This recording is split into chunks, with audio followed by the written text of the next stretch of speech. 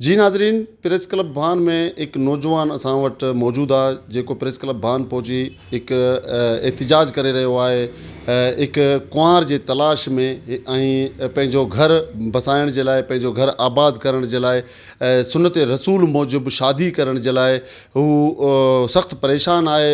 अचो त हुन सां ॻाल्हि ॿोल कयूं त हुनजो छा चवणु आहे। जी, छा नालो आहे? मंसूर नालो आहे मुंहिंजो। छा कमु कंदा आहियो? हा, हॉस्पिटल में जॉब आहे। हॉस्पिटल में जॉब? जी सर।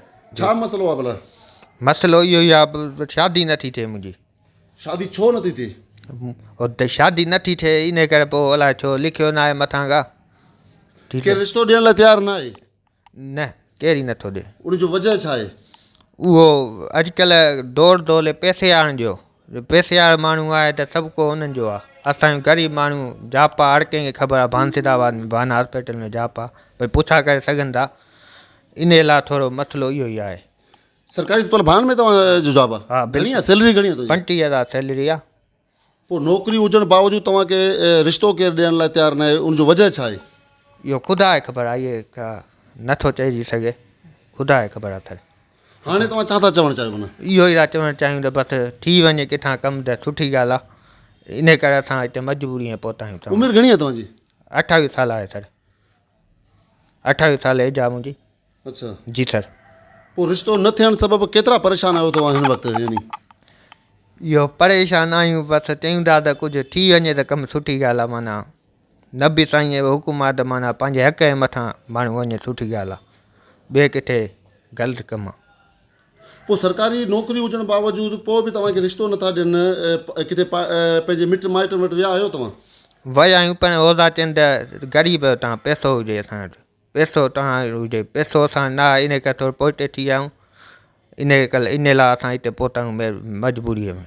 यानी ज़िंदगी जे हमसफ़र जे तलाश में आया हो? हा, ज़िंदगीअ जीवन साथीअ लाइ आया आहियूं हिते असां। पोइ प्रेस क्लब भान में तव्हां ज़िंदगी जो हमसफ़र जे ॻोल्हा लाइ आया हो, प्रेस क्लब भान पहुता आहियो। छा था तव्हां यानी पैगाम ॾियो? तव्हांखे प्रेस क्लब भान मां तव्हांखे कहिड़ियूं उमेदूं आहिनि हिन महिल? हिन महिल इंशा ताला को हूंदो मूं जहिड़ो ग़रीब त ईंदो हिते, रिश्तो खणी ईंदो न्याणीअ जो इंशा ताला। ऐं अधे खाल त न बि ॾिनो आहे, तव्हां बि ॾिनो आहे।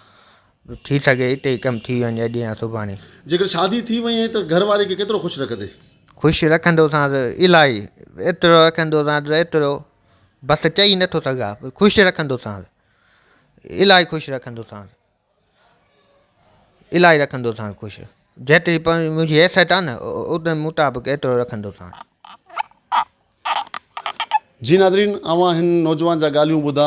अॼु प्रेस क्लब भान में हिकु अनोखो एहतिजाज थी रहियो आहे। प्रेस क्लब भान में ही नौजवान पहुची पंहिंजे ज़िंदगी जी हमसफ़र जे तलाश लाइ पहुतो आहे। हिन जो चवणु आहे त मां सुन्नत मुहम्मद मूजिबि शादी करणु चाहियां थो, पंहिंजो घर बसाइणु चाहियां थो, पंहिंजो जेको ज़िंदगी जो जेको हमसफ़र आहे उन जो तलाश में आहियां। मूंखे ज़िंदगी जो हमसफ़र मिली वञे त मुंहिंजा ज़िंदगी जा जेके ॾींहं आहिनि जेके उहे सुठे नमूने सां गुज़री सघनि ऐं अॻिते हली औलाद थिए त जीअं पोड़ाइप में जो सहारो बणिजी सघे।